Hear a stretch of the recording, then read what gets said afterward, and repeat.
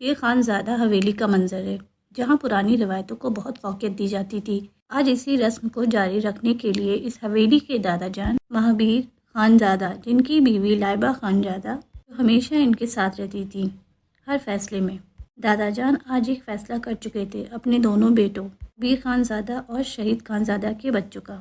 کبیر صاحب اور ان کی بیگم ماریہ کا ایک بیٹا حازم خانزادہ اور بیٹی نور تھی، جبکہ شہید خانزادہ اور ان کی بیوی ملائکہ کی دو جڑواں بیٹیاں تھیں، فروا اور رحمہ۔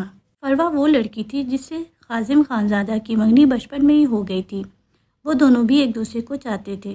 کچھ ہی دن میں 20 سالہ حازم خانزادہ باہر جانے والا تھا، جبکہ 19 سالہ فروا نہایت اداس پھرتی تھی۔ وہ دونوں اس بات سے انجان تھے کہ کل کا واقعہ ان کی زندگی بدل دے گا۔ امی، میں جلدی واپس آ جاؤں گی، مان جائے نا؟ رحمہ اپنی ماں کو مناتے ہوئے بولی۔ نہیں، بالکل نہیں، تمہارا والا کھیتوں میں کیا کام؟ وہ اس کو گرکتی ہوئی بولی، پر وہ بھی اپنی ضد پر قائم تھی۔ آخر کار فروا نے ہی اس کی سفارش کی تھی، جس پر اس کو جانے کا موقع دیا گیا۔ وہ اپنی خاص ملازمہ کو لیتے کھیتوں پر جا چکی تھی۔ ملازمہ کو کھیتوں سے باہر ہی رکھنے کا اشارہ کرتے اکیلے اندر چلی گئی تھی، کیونکہ اندر اسے اپنی محبت سے ملنا تھا۔ وہ شمروز خان تھا، ایک غریب گھرانے کا لڑکا۔ کو رحمہ سے پہلی ہی نظر میں محبت ہو گئی تھی۔ کسی طرح کے دنوں میں وہ کھیتوں میں آئی تھی جب اس پر اس کی نگاہ گئی تھی۔ دونوں کی کب باتیں ہوئیں اور کب دونوں ایک دوسرے سے محبت کرنے لگے پتہ ہی نہ چلا۔ دونوں جانتے تھے کہ ان کی شادی ممکن نہ تھی، کہ ان کے خاندانوں میں بہت فرق تھا۔ اس لیے آخر کار شمروز خان نے رحمہ کو منا ہی لیا تھا بھاگنے کے لیے، اور آج وہ لوگ بھاگنے لگے تھے۔ حویلی سے نکلتے وقت وہ چادر کے نیچے ایک چھوٹا سا بیگ پیک پہن آئی تھی، جس میں اس نے جویلری اور کافی بھاری نقد رکھی تھی جو گھر سے چرائی تھی۔ وہ 3-4 گھنٹے گزر جانے کے بعد بھی جب کھیتوں سے باہر نہ نکلی تو ملازمہ پریشان ہونے لگی تھی۔ وہ اندر گئی تو اندر تو کسی کا نام و نشان نہ تھا۔ فصلیں بہت لمبی تھیں، اس نے بہت ڈھونڈا مگر اس کو کہیں نہ ملی۔ اب اس کو پریشانی ہونے لگی تھی، اس لیے وہ حویلی کی طرف بھاگی تھی، کیونکہ شام ہو چکی تھی، مگر بیوی ابھی تک نہ ملی تھی۔ ملازمہ حویلی کے اندر بھاگ کے آتے ہوئے چلانے لگی تھی زور زور سے، بی بی جی غضب ہو گیا، رحمہ بیوی کہیں نہیں مل رہی۔ کھیتوں تک تو وہ میرے ساتھ تھیں، لیکن انہوں نے مجھے اندر لے جانا مناسب نہ سمجھا، اور جب وہ اندر گئیں تو 3-4 گھنٹے گزرنے کے بعد بھی وہ واپس باہر نہیں آئیں، تو مجھے اندر جا کر مجبوراً دیکھنا پڑا، مگر اندر کوئی نہیں تھا۔ کافی دیر تک ان کو ڈھونڈتی رہی مگر وہ مجھے نہیں ملی، وہ گھبرائے ہوئے لہجے میں بولی، جس پر ان کی ماں بے ہوش ہونے کے قریب تھیں۔ فروا نے انہیں تھام لیا تھا۔ کیا کہہ رہی ہو تم؟ تمہیں اس کے ساتھ بھیجا تھا، تم نے اس کو تنہا کیسے چھوڑا؟ غصے سے چلائی۔ کیا کرتی بی بی جی، آپ کو تو پتہ ہے رحمہ بی بی کا وہ کتنا غصہ کرتی ہیں اگر ان کی بات نہ مانے تو، لیکن کہاں جا سکتی ہیں وہ؟ حازم خانزادہ بھی وہاں آ کر پریشانی سے بولا تھا، اور ان کو تسلی رکھنے کا کہہ کر خود نکل گیا تھا اپنے ملازموں کے ساتھ کو ڈھونڈنے کے لیے، مگر 2-3 گھنٹے تک بھی وہ اس کو تلاش نہ کر پایا تھا۔ کھیتوں کا چپا چھان مارا تھا، مگر وہ وہاں ہوتی تو ان کو ملتی۔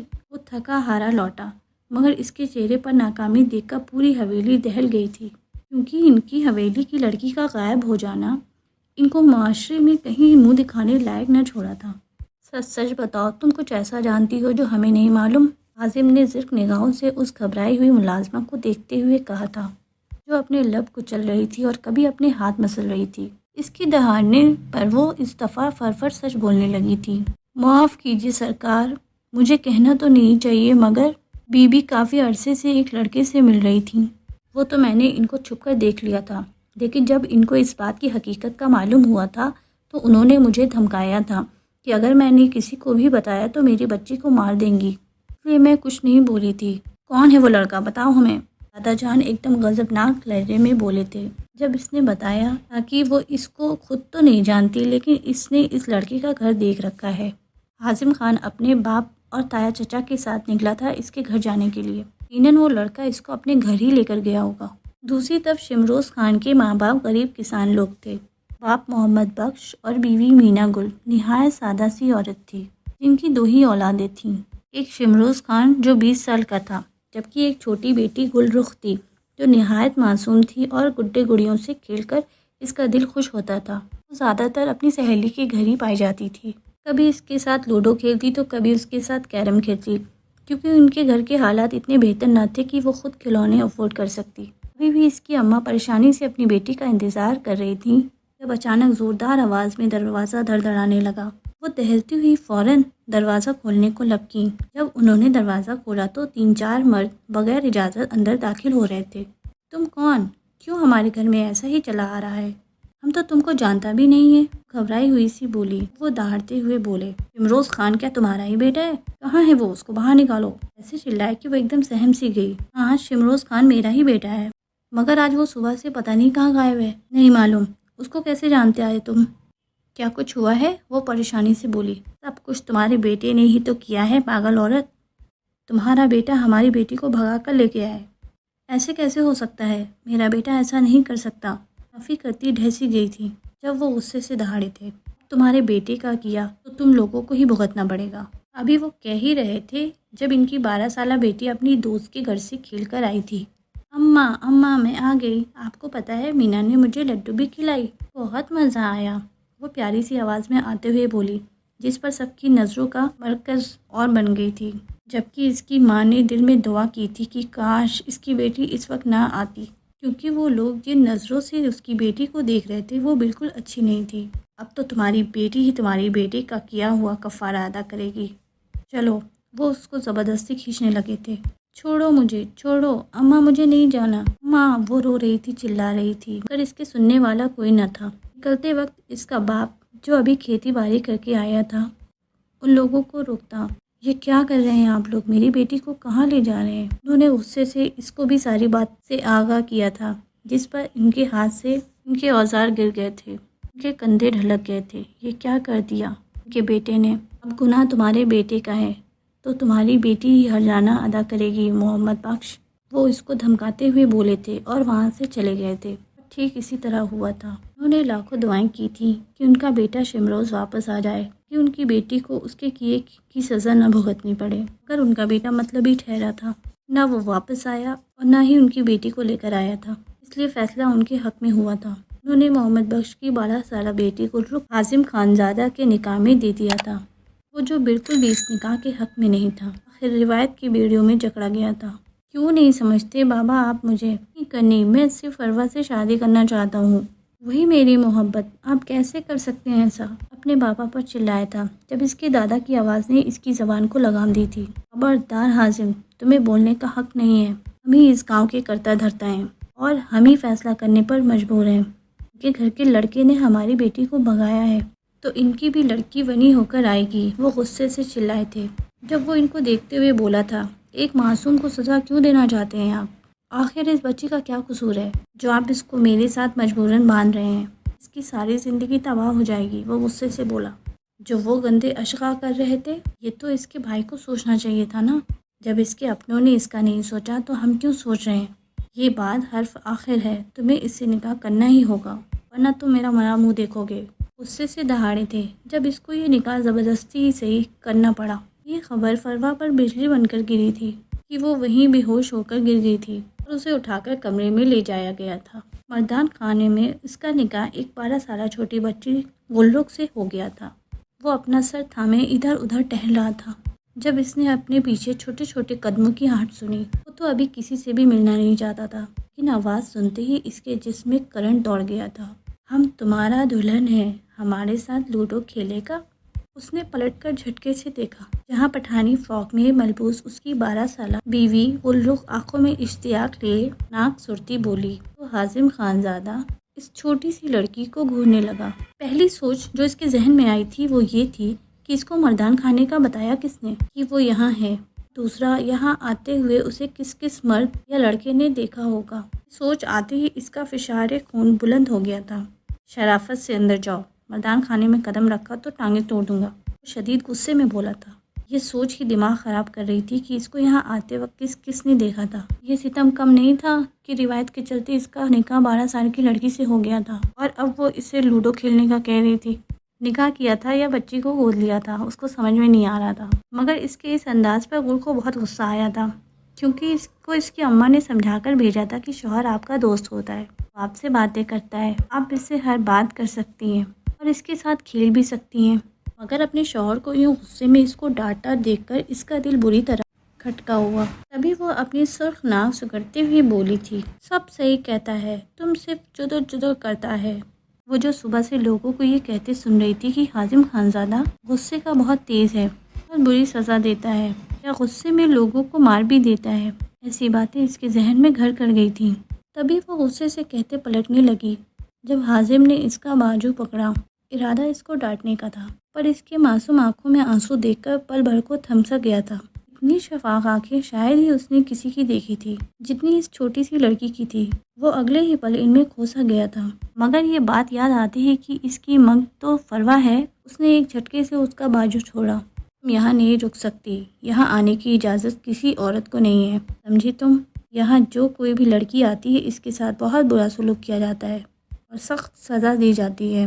اس کا ہاتھ دبوچتا ہوا اس کو گھسیٹتے ہوئے وہاں سے لے گیا تھا اور اپنے کمرے میں ہی لے جا کر چھوڑا تھا، جو اب پہلے اس کو غصے سے گھورنے کے بعد کمرے کو اشتیاق سے دیکھ رہی تھی۔ اتنا بڑا کمرہ تھا جس میں اس کا پورا گھر آ جاتا۔ وہ ایک ایک چیز کو چھو کر دیکھ رہی تھی جیسے یہ سب خواب ہو، اور آنکھ کھلنے پر یہ خواب ٹوٹ جائے گا۔ وہ لڑکی، اس سے پہلے وہ اس سے کچھ کہتا، اس کو بیڈ کی طرف جاتا دیکھ کر وہ اس کو دیکھ کر رہ گیا۔ کیا میں اس پر بیٹھ جاؤں؟ وہ بیڈ کی طرف اشارہ کرتے ہوئے بولی۔ تو حیرت زدہ سا وہ اس بات میں سر ہلا گیا۔ وہ اس گدے پر بیٹھتے ہی اچھلنے لگی۔ کتنا نرم ہے یہ تو ہمارا گدہ سے بھی زیادہ اچھا ہے۔ شوہر تم کب سے ادھر رہتا ہے؟ کیا بچپن سے یہ سب تمہارا پاس ہے؟ اس کی آنکھوں میں آنکھیں ڈال کر دیکھتے ہوئے بولتے وہ ایک بار پھر اس کی آنکھوں میں کھو سا گیا تھا، جس پر وہ سر جھٹک کر خود پر غصہ ہوا۔ یہ بار بار مجھے شوہر کہنا بند کرو، وہ زچ ہوتے ہوئے بولا تھا، جس پر وہ اسے ٹکر ٹکر دیکھنے لگی تھی۔ تو پھر کیا بلائیں ہم؟ وہ اس کو دیکھتے ہوئے بولی تھی۔ کچھ بھی مت بلاؤ، مجھے بلانا ضروری ہے کیا؟ وہ ایک دم دہاڑتے ہوئے بولا تو وہ سہم سی گئی تھی۔ اماں نے کہا تھا کہ ادھر صرف شوہر ہی دوست ہوتا ہے اور کوئی بھی نہیں، پھر ہم بات کس سے کرے گا؟ وہ ایک دم معصوم صورت بناتے ہوئے آنکھوں میں پتہ نہیں کہاں سے ڈھیر سارے آنسو بھر لائی تھی، جو حازم خانزادہ کے دل کو بری طرح چبھے تھے، جس پر وہ لب کچل کر رہ گیا تھا۔ ٹھیک ہے، مجھ سے بات کر لیا کرو، مگر یہ شوہر کہنا بند کرو، سمجھی تم؟ اس کی بات پر وہ زور شور سے سر ہلانے لگی جیسے اس کے لیے یہی بہت ہو۔ ابھی وہ بات کر ہی رہے تھے کہ اس کے پیٹ سے اونچی سی آوازیں آنے لگی تھیں، جس پر وہ ایک دم پیٹ پر ہاتھ رکھ گئی تھی۔ حازم نے اسے حیرت بھری نگاہوں سے دیکھا۔ مجھے بھوک لگی ہے، وہ ہونٹ بسوڑتے ہوئے بولی ہی، جس پر حازم ماتھے پر ہاتھ مارتا رہ گیا تھا۔ اب کیا وہ اس کا پرسنل ملازم تھا جو اس کو یہاں تک کھانا لا کر دیتا؟ مگر جانتا تھا گھر کا ماحول اس وقت کیسا تھا، کوئی بھی اس پر رحم کرنے کی موڈ میں نہ تھا۔ ایسے میں اس کو ہی اس کے لیے کھانا لانا پڑا تھا، کیونکہ کسی سے کوئی بعید نہ تھی کہ اس کو مار مار کر ادمرہ نہ کر دیتے۔ اس لیے وہ خود باہر گیا اور کھانا لے کر اس کے آگے لا کر رکھ دیا۔ یہ تو ایک روٹی ہے، تم ہمارے لیے صرف ایک روٹی لایا؟ وہ اس کو آنکھیں بڑی کرتے ہوئے دیکھ کر بولی تھی، جس پہ وہ اسے دیکھ کر رہ گیا۔ تو تم کتنی روٹیاں کھاتی ہو؟ ہم تو 2 کھاتا ہے، وہ اس کو جتاتے ہوئے بولی تھی، جس پر وہ صبر کے گھونٹ بھرتے ہوئے باہر گیا اور اس کے لیے ایک اور روٹی لے کر آیا تھا، جو اس نے سالن سے 5 منٹ میں چٹ کر لی تھی۔ وہ تو اس کی اسپیڈ دیکھتا رہ گیا۔ کیا اس کو اتنی بھوک لگی تھی؟ وہ سوچ کر رہ گیا۔ پھر اچانک اس کے ذہن میں یہ بات لہرائی کہ وہ ایک غریب گھرانے سے تعلق رکھتی ہے، پتہ نہیں وہ پیٹ بھر کے کھانا کھاتی بھی ہوگی کہ نہیں۔ مگر اگلے ہی لمحے وہ اپنی سوچ پر لعنت بھیج گیا تھا۔ وہ بھلا کیوں سوچ رہا تھا اس کے لیے؟ اپنا دھیان اس پر سے ہٹانے کے لیے وہ باہر ٹہلنے کے لیے چلا گیا۔ چھت پر آتے ہی اسے ہلکا پھلکا محسوس ہوا تھا، مگر اگلے ہی لمحے کانوں میں پڑنے والی آواز سے اسے بری طرح مضطرب کر دیا تھا۔ کہاں گیا تمہارا انصاف حازم خانزادہ؟ کہاں پر گئی وہ تمہاری محبت جو تم مجھ پر جتلاتے تھے؟ کر ہی لی نہ کسی اور لڑکی سے نکاح؟ وہ مجھ سے چھوٹی ہے، خوبصورت ہے، کیا اس لیے تم نے مجھے چھوڑ کر اس کو اپنا لیا؟ یہ زہر سے بھری آواز کسی اور کی نہیں بلکہ مروہ کی تھی، جو آنکھوں میں آنسو لیے اور چہرے پر اذیت رقم کیے اس کے پیچھے کھڑی اس پر طنز کے نشتر چلا رہی تھی، جس پر حازم نے فوراً نفی میں سر ہلایا تھا۔ ایسی بات نہیں ہے۔ تو پھر کیسی بات ہے؟ تم ہی کھل کر مجھے بتا دو۔ کیوں کیا تم نے یہ نکاح؟ جب اس لڑکی کے بھائی نے میری بہن کو بھگایا، تم نے اسی لڑکے کی بہن سے شادی کر لی؟ مجھے اتنی تکلیف سے دوچار کرنا چاہتے تھے یا مجھ سے دل بہلا رہے تھے؟ پہلے ہی بتا دیتے کہ تم مجھے نہیں چاہتے، کسی اور سے شادی کرنی تھی تو میں میرا وقت برباد نہ کرتی۔ وہ زور سے چلائی تھی جس پہ وہ اس کو دیکھتا رہ گیا تھا۔ تم بھی جانتی ہو حالات کیسے تھے مروہ، پھر بھی تم مجھ پر شک کر رہی ہو۔ کیا تم نہیں جانتی کہ دادا اور ہم سب کے گھر والوں نے ہی مجھ پہ فورس کیا، ورنہ میں کہاں نکاح کرنا چاہتا تھا؟ میں تو تم سے محبت کرتا تھا، وہ اس کے 2 قدم قریب آتے ہوئے بولا، جب وہ اس کا ہاتھ بری طرح جھٹک گئی تھی۔ خبردار، جو مجھے ہاتھ بھی لگایا، جب تک وہ لڑکی تمہارے ساتھ ہے میں تمہاری شکل بھی دیکھنا پسند نہیں کروں گی، سمجھے تم؟ اب میرے پاس تبھی آنا جب اس کو طلاق دے دو گے۔ وہ غصے سے پلٹی ہوئی بولی تھی، صرف اتنا بتا دو تمہیں مجھ پر یقین نہیں ہے؟ وہ اس کو نیچے جاتے دیکھ بولا تھا، جس پر اس کے قدم جنزیر ہوئے تھے، اور وہ نظم رخ اس کی طرف مڑتے ہوئے بولی تھی، نہیں، بالکل نہیں ہے۔ یہ کہتی وہ اس کا دل بری طرح سے توڑتی ہوئی وہاں سے جا چکی تھی، جبکہ وہ اپنا ٹوٹا دل لیے وہاں تنہا کھڑا رہ گیا تھا۔ آج تو اس نے یہ بھی جان لیا تھا کہ شاید فروا کو بھی اس سے سچی محبت نہیں تھی۔ جہاں سچی محبت ہو وہاں اعتبار ہوتا ہے، مگر فروا کی آنکھوں میں اعتبار نام کی کوئی چیز نہ تھی۔ غصے سے اندر آتے وہ اپنے باپ کے کمرے میں گیا۔ آپ کے کہنے پر میں نے نکاح تو کر لیا ہے، لیکن مجھے آج ہی باہر جانا ہے۔ اگر آپ نے ایسا نہ کیا تو یاد رکھیے گا میں زہر کھا کے مر جاؤں گا، کبھی آپ کو اپنی شکل نہیں دکھاؤں گا۔ وہ ان کو دھمکی دیتا ہوا بولا تھا۔ آنن فانن میں اس کے باپ نے باہر کی ٹکٹ کٹوا دی تھی اور آج رات وہ واپس جا رہا تھا۔ جیسے ہی وہ کمرے میں پیکنگ کے لیے آیا تو اس کو پیکنگ کرتے دیکھ وہ آنکھیں بڑی کیے اس کے ٹکٹ دیکھنے لگی۔ تم کہاں جا رہا ہے؟ وہ اس کے پاس آتے ہوئے کمر پہ ہاتھ ٹکاتے بولی، جس پر وہ اس کو گھور کر رہ گیا تھا۔ اپنے کام سے کام رکھا کرو، کیا میں نے تم سے کوئی سوال پوچھا؟ وہ اس کو گھورتے ہوئے بولا تو وہ ماتھا پیٹ کر رہ گئی۔ تم ہمارا شوہر ہے نا، ہم اس لیے تم سے پوچھ رہا ہے۔ وہ سر کھجاتے ہوئے بولی، کیا ہم تمہارا مدد کر دیں؟ وہ اس کی طرف دیکھتے ہوئے بولی تو وہ سیدھا ہوتا گہری سانس بھرتے ہوئے اسے دیکھنے لگا۔ کیا آتا ہے تمہیں؟ بتاؤ مجھے۔ وہ اس کے سامنے اس کے سارے کپڑے جو اس نے بیڈ پر پھیلائے تھے اس کو ایک ایک کر کے طے کرتے ہوئے سلیقے سے بیگ میں ڈال چکی تھی، تو وہ اس کی پھرتی دیکھ کر حیران رہ گیا تھا کہ اس کی پیکنگ ساری اس نے مکمل کر دی تھی۔ ابھی وہ رکھ ہی رہی تھی کہ حازم سے ایک دم ٹکراتے ہوئے نیچے گرنے لگی تھی، جب فوراً حازم نے اس کو سہارا دیا تھا۔ تھامنے کے چکر میں وہ ایک دوسرے کے سینے سے ٹکرائے تھے، جبکہ حازم کے اندر ایک الگ ہی جذبات کی جنگ جاری ہو گئی تھی۔ وہ نرم و نازک قداس بدن اس کے وجود پر پڑا ہوا اس کے سارے احساسات جگا گیا تھا۔ وہ چاہتا تو اپنے حق وصول کر سکتا تھا، مگر یہ سوچ آتی ہے کہ وہ محض 12 سال کی ہے۔ وہ اسے جھٹکے سے دھکا دیتے نیچے کر گیا تھا، اس کی کمر نیچے لگی تھی۔ آہ کتنا ظالم ہے تم، ہم کو اتنا درد ہوا ہے، کیا دیکھ نہیں سکتا؟ وہ غصے سے کہرتے ہوئے زمین سے اٹھی، جس پر وہ سر جھٹک کر رہ گیا اور اس کے سامنے کھڑا ہوتا ہوا بولا، میں باہر کے ملک میں جا رہا ہوں۔ اچھا، کیا ہم بھی ساتھ چلے گا تمہارے؟ وہ اشتیاق سے بولی، جس پر وہ نفی میں سر ہلا گیا۔ نہیں، تمہیں یہاں ہی رہنا ہوگا، میں نے تمہارا ایڈمیشن کرا دیا ہے یہاں کے اچھے اسکول میں، تمہیں دل لگا کر پڑھنا ہوگا۔ کیا ہم اسکول بھی جائے گا؟ وہ خوش ہوتے ہوئے بولی، جس پر وہ اس بات میں سر ہلا گیا۔ ہاں، لیکن تم ہم کو چھوڑ کے جا رہا ہے، ہم اکیلا کیا کرے گا یہاں؟ ہم تو کسی کو جانتا بھی نہیں ہے۔ اس کی نرگو آنکھیں پانی سے بھر گئی تھیں پھر سے، جو حازم کو بالکل اچھی نہیں لگی تھی۔ وہ اس کو بیڈ پہ اپنے پاس بیٹھا کر بولا، دیکھو میری بات سنو، یہاں کسی سے بات کرنے کی ضرورت نہیں ہے، صرف اپنے کام سے کام رکھنا۔ اگر تم نے کسی کی بات نہ مانی تو وہ لوگ تمہیں ڈانٹیں گے اور پھر ماریں گے بھی، سمجھے؟ وہ اس کو سمجھاتے ہوئے بولا، جس پر وہ سر مارنے لگی تھی۔ صرف اور صرف میری امی کی بات سننا، ان کے علاوہ کسی کے پاس جانے کی ضرورت نہیں ہے۔ اس کو سمجھاتا اور ضروری ہدایت دیتا، اس کے اوپر آخری نگاہ ڈالتا وہ وہاں سے جا چکا تھا، شاید ہمیشہ ہمیشہ کے لیے۔ حازم خانزادہ کے جانے کے بعد سے غلق کی زندگی بدل سی گئی تھی۔ وہ جو چنچل اور شوق ہوا کرتی تھی، اس کی ساری خوشیاں آہستہ آہستہ مرنے لگی تھیں۔ اس کے جاتے ہی مروہ اور اس کی ماں نے اس پر ظلم کے پہاڑ توڑ دیے تھے۔ اس کی نظروں میں وہی اس کی گناہ گار تھی۔ اس کا بھائی اس کی بہن کو بھگا کر لے گیا تھا، پھر وہ کیسے برداشت کرتی کہ اس لڑکی کو اس حویلی میں سکھ سے رہنے دیا جائے گا؟ البتہ اسکول وہ لازم جایا کرتی تھی، کیونکہ حازم اپنی ماں اور دادا سے عہد لے کر گیا تھا کہ وہ اس کے اسکول پر کوئی کمپرومائز نہیں کریں گے۔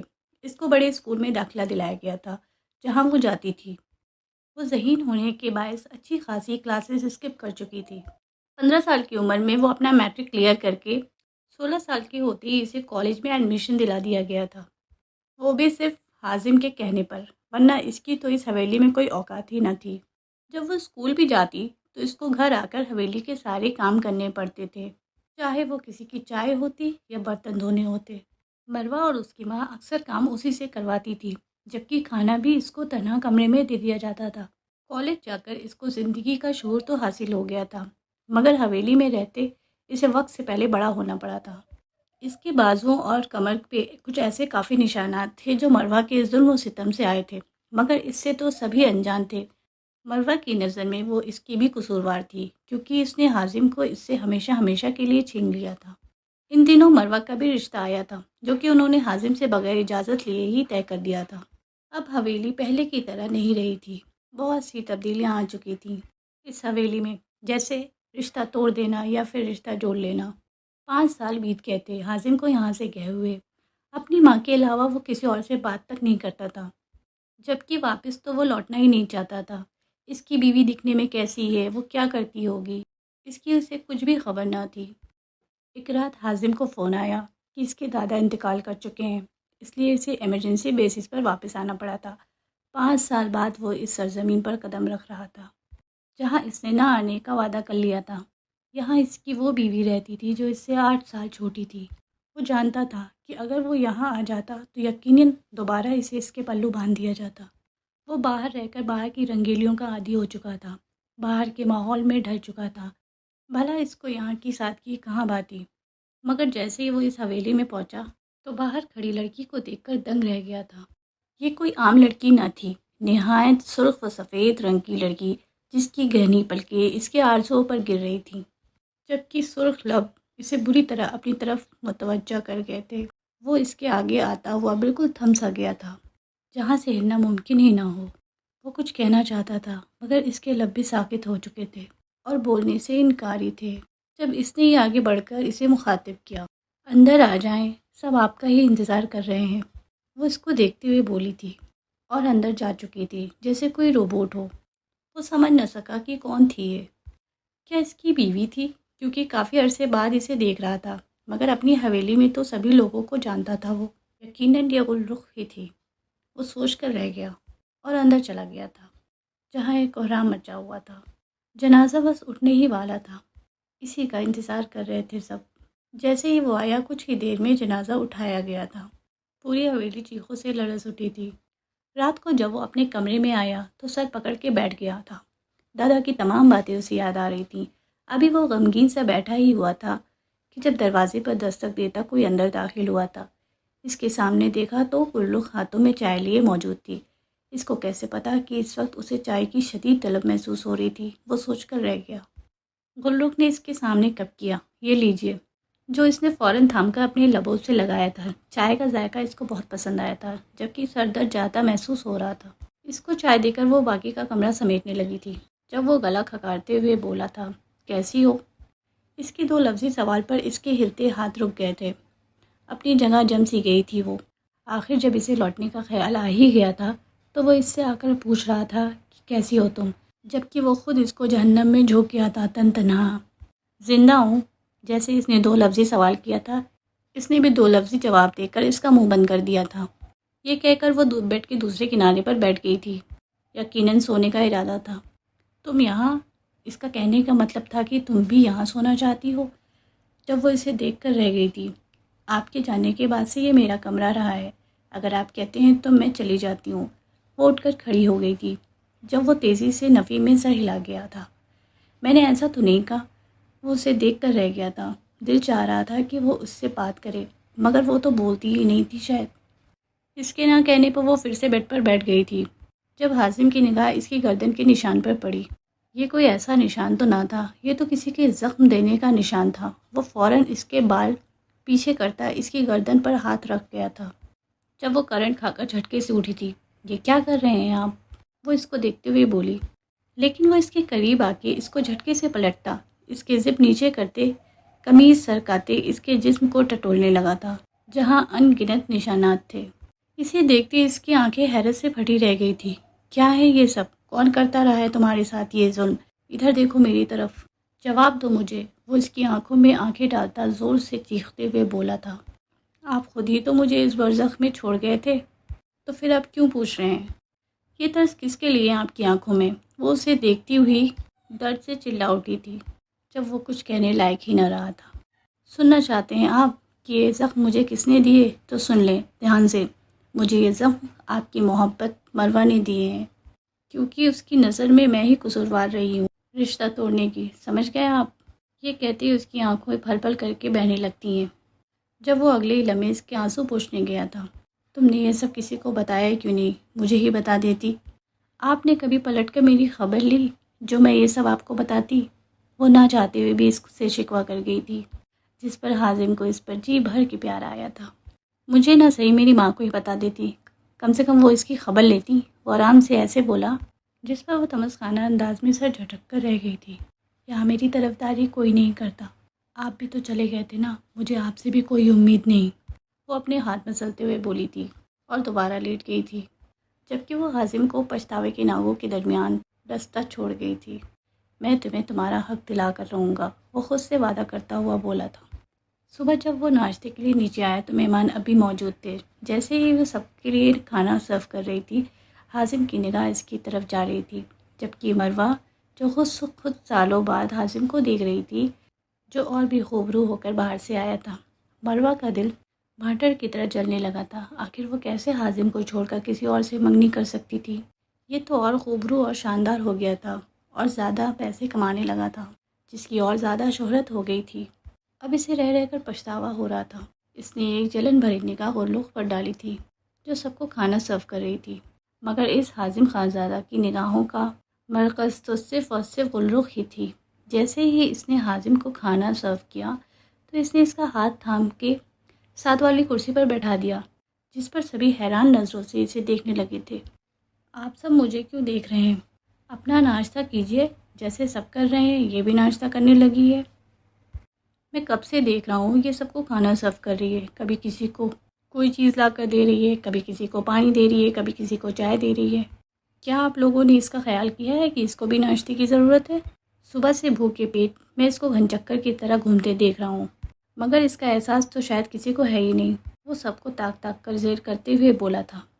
جب اس کی چاچی طنزیہ انداز میں بولی تھی، بیٹا شاید تم بھول رہے ہو یہ منی میں آئی تھی، یہ اسی سلوک کی مستحق ہے، وہ جلے کٹے انداز میں بولی تو حازم خانزادہ نے انہیں سرد نظروں سے دیکھا کہ وہ وہیں خاموش ہو گئی تھیں۔ مگر آپ بھی شاید بھول رہی ہیں چچی کہ اب یہ میرے نکاح میں ہے، میری بیوی ہے، اور میری بیوی کا رتبہ میرے ساتھ بیٹھ کر ہی کھانے میں ہے۔ وہ ان کو ایک جواب منہ پر مارتا خاموش کر چکا تھا، جس پر وہ جل بھن گئی تھی۔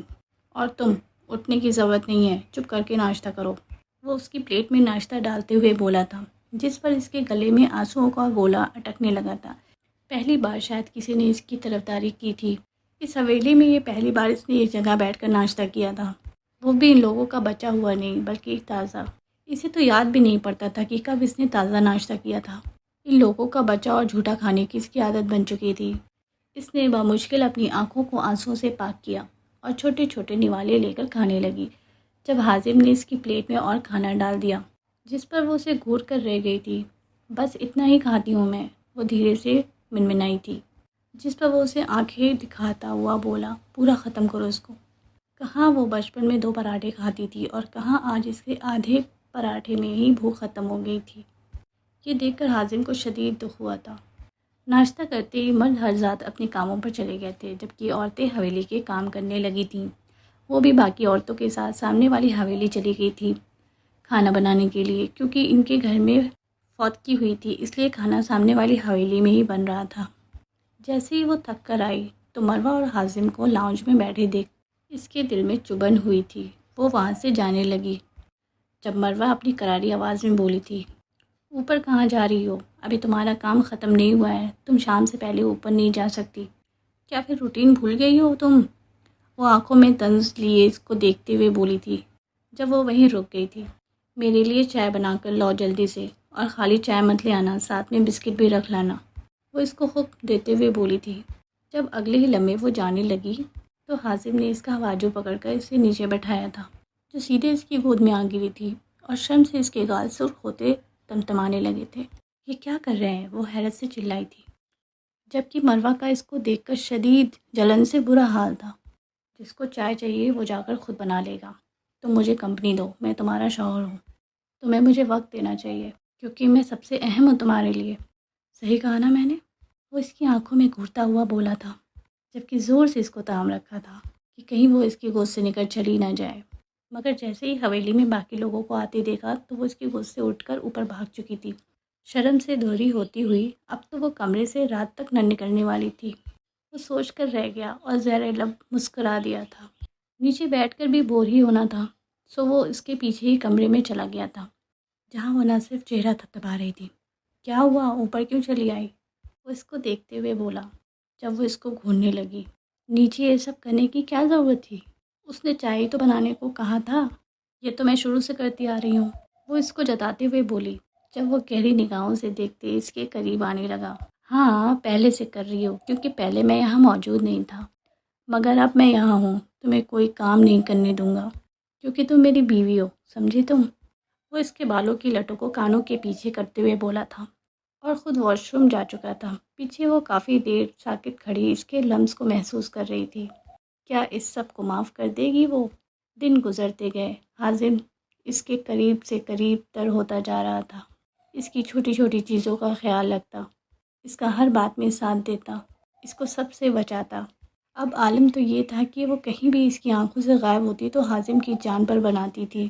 وہ فوراً اس کو پکارنے لگتا تھا، جس کا اندازہ سب حویلی والوں کو ہو گیا تھا کہ اب وہ حازم کی زندگی میں کیا حیثیت رکھتی تھی۔ مگر یہ سب دیکھنا مروہ کے بس کی بات نہ تھی۔ حازم کو آئے 5 ماہ بیت چکے تھے۔ اس عرصے میں وہ ایک دوسرے کے کافی قریب آ چکے تھے۔ جب ایک روز انہیں معلوم ہوا کہ شمروز اور ماریا ایک کار حادثے میں انتقال کر چکے تھے، ان لوگوں کی محبت کا یہی انجام ہونا تھا، جن کے ساتھ نہ ماں باپ کا پیار تھا نہ ان کی دعائیں۔ یہ سن کر ایک دفعہ پھر سے مروہ کے ماں باپ ٹوٹ گئے تھے۔ سب کچھ اپنے اپنے رفتار پر آنے لگا تھا۔ جب ایک روز حازم نے اس کو جا لیا تھا، کیوں مجھ سے چھپتی پھرتی رہتی ہو؟ کیا تمہیں میری بے قراری نظر نہیں آتی؟ میں تم سے محبت کرنے لگا ہوں، کیسے بتاؤں تمہیں؟ کیوں مجھے نظر انداز کرتی ہو؟ تمہارا یہ نظر انداز کرنا مجھے کھلتا ہے۔ وہ اس کو ایک دم تھامتا ہوا اس کے ارد گرد ہاتھ رکھتے ہوئے اس کے جانے کی راہیں مفقود کرتا ہوا بولا، آپ چاہتے ہیں میں آپ کو معاف کر دوں؟ کیا اتنا آسان ہے یہ سب بھلانا؟ وہ اس کو دیکھ کر رہ گئی۔ جانتا ہوں یہ سب بہت مشکل ہے، یا شاید ناممکن بھی ہو، لیکن میں وعدہ کرتا ہوں کہ میں آئندہ ہمیشہ تمہارے ساتھ رہوں گا، تمہیں کبھی تنہا نہیں چھوڑوں گا۔ وہ اس کی آنکھوں میں آنکھیں ڈالتا عزم بھرے لہجے میں بولا تھا۔ اس کی محبت کا یقین تو اب اس کو بھی آ چکا تھا، مگر تنگ کرنا تو بنتا تھا۔ وہ اس کی قید سے چھوٹ کر بھاگ گئی تھی۔ پیچھے وہ اپنے تنہا خالی ہاتھ لے کر رہ گیا تھا۔ جب وہ کچھ دیر بعد ہی دروازے سے نمودار ہوئی اور لوڈو لا کر ٹیبل پر سجائی تھی۔ اب تو تم ہمارا شوہر ہے نا، کیا لوڈو کھیلے گا ہمارے ساتھ؟ وہ اپنی آنکھ بلنک کرتی ہوئی اس کو اپنی پرانی بات یاد دلا گئی تھی۔ وہ اس کی اس شریر حرکت پر قہقہہ لگا کر ہنسنے لگا اور دل سے خوش ہوتا اس کے سامنے آ کر بیٹھ گیا تھا۔ جی ہاں، کیوں نہیں، ہماری دلہن حکم کرے اور ہم بجانا لائیں، ایسا کیسے ہو سکتا ہے؟ وہ سرغم کرتے ہوئے بولا، جس پر دونوں ہی ہنس دیے تھے اور لوڈو کھیلنے لگے تھے، اور آخر میں ہار تو حازم کی ہی ہونی تھی، جس پر وہ اٹھ کر خوشی سے چلانے لگی تھی۔ جب اگلے ہی پل حازم نے اس کو کمر سے تھام کے اپنے قریب کر لیا تھا اور اس کے لبوں پر جھکا تھا، وہ ایک ایک کرتے شدتیں اس کے ہونٹوں پر نچھاور کر رہا تھا۔ اٹھ بھی جائیں، مجھے جانے دیں باہر، سب لوگ کیا سوچیں گے کہ یہ کیوں نہیں نکل رہے ہیں کمرے سے، آج 11 بج چکے ہیں۔